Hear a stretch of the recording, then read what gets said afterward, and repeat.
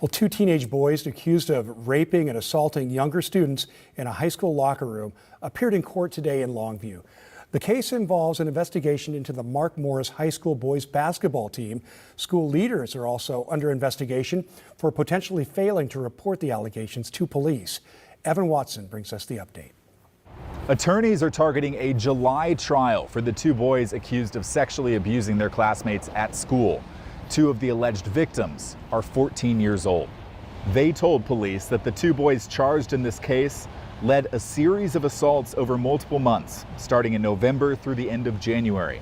The alleged victims described being dragged into a dark team locker room at Mark Morris High School, being assaulted and sexually abused, and then crawling to escape, according to court documents. On February 7th, the high school principal criticized false rumors and speculation in a letter to families, saying the school district had already investigated a report and made appropriate consequences. Students rejected that explanation, walking out of class to protest the sexual assault allegations 2 days later. I'm trying to understand what you mean appropriate consequences. If the police didn't know about it, or if they weren't charged, how is that appropriate consequences? But let's keep going. The principal was kind of just trying to push it under the rug, say it was false rumors. And if the protest didn't happen, I feel like none of it would have been brought to light. About a week later, Longview police arrested the two boys. They're currently out of custody on $15,000 bond. In juvenile court Tuesday, one teen wore a gray suit and the other a white button-down. They didn't say anything as the judge and attorneys worked out procedure in this case. A third party is now investigating the Longview School District. The alleged assaults were reported to school officials up to 2 weeks before parents reached out to police, according to court documents. Superintendent Karen Cloninger failed to answer KGW reporter Catherine Cook's questions after a board meeting last month. I didn't hear an apology tonight. Is there a reason that word moment was used instead of mistake? Are any staff members on paid leave? Evan Watson, KGW News. This is a terrible situation, but let's go over into one more video just to get a little bit more deeper dive on this whole situation. And we're looking ahead now. Two teens are expected to be back in court tomorrow after pleading not guilty to rape charges. This case out of Longview drew attention last month after students protested over allegations about a rape incident in the locker room of Mark Morris High School. Protesters claim the school didn't respond appropriately, and since then, parents and community members have packed Longview school board meetings demanding answers and transparency. And tonight, the district is giving an update on the investigation, and the superintendent is addressing parents' frustrations. Victor Park is at the live desk with all those new details. Victor, I know you were watching that board meeting closely, so where does this investigation stand now? Hey, good evening there, Wes. Earlier this month, the district announced that a third-party investigator was hired to look into the alleged sexual assault. Tonight, school leaders say those investigators are trying to piece together how the district responded.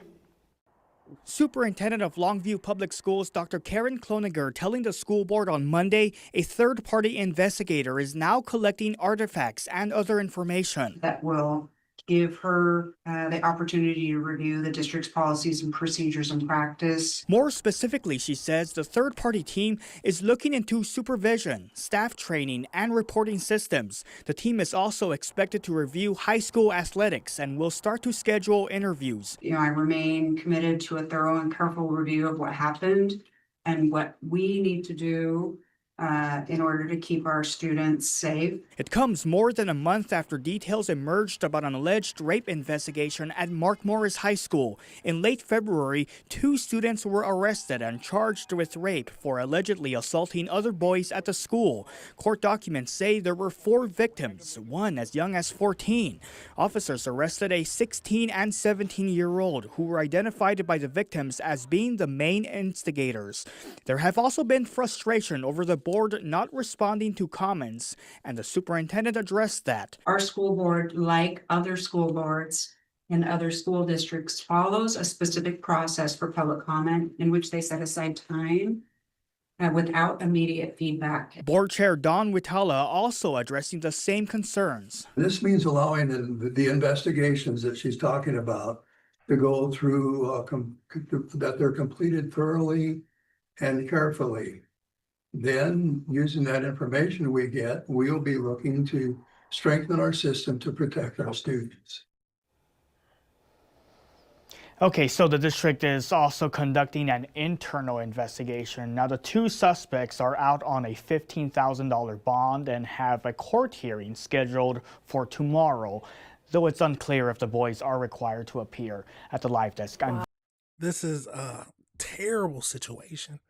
But they said they were 16, 17-year-old boys who assaulted other boys as young as 14 years old.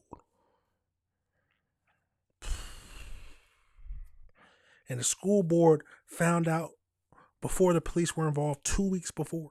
And they said it was just false rumors. Let's go over into the AI breakdown just to get a little bit more information or see if we missed anything.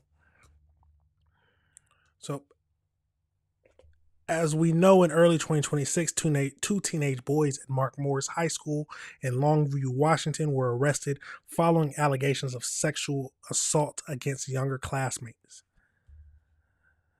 They say it's centered around the basketball team. The suspects, ages 16 and 17, accused of leading a series of assaults against the younger teammates, including a 14-year-old, between late 2025 and January 2026. They described being dragged into a dark team room near the boys' locker room and sexually assaulted. They are charged with second-degree rape, unlawful imprisonment with sexual motivations, indecent liberties with forceful compulsion, and indecent exposure. They have pleaded not guilty and are currently out on $15,000 bail. As of late March, a trial has been tentatively scheduled for July 2026. A pretrial management conference is scheduled for April 8th, 2026 to further finalize the schedule. So as we know, the school is facing severe backlash after allegedly not reporting the incident immediately. Police reports indicate that the school officials were aware of the assault up to 2 weeks before, and they are having a third party review it. The whole situation. In February 2026, students staged a multiple walkouts to protest the school's handling of the case. Numerous parents and community members have publicly called for the resignation of Superintendent Karen Collins and the school board. And then she has since described the allegations as deeply troubling and stated that the district is committed to a thorough independent review of its practices. Yet, they initially called it false rumors and tried to basically saying they already handled it and dealt consequences. But the students stepped up and said no.